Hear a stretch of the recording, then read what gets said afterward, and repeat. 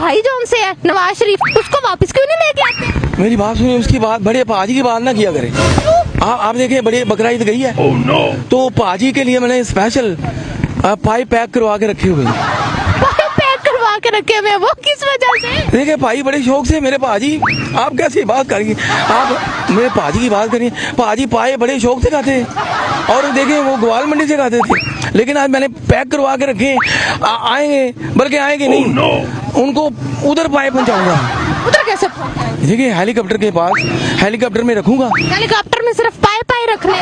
नहीं, पका के रखेंगे। पका के रखेंगे पाए? क्या हो गया मियां साहब, आप किस तरह की बातें कर रहे हैं? वहाँ पे पाए नहीं मिलते? वहाँ पे वो पाए खा के मिलते हैं जो पाए इधर कुर्बानी के बैल के पाए हैं, वो बड़े टेस्टी बनते हैं।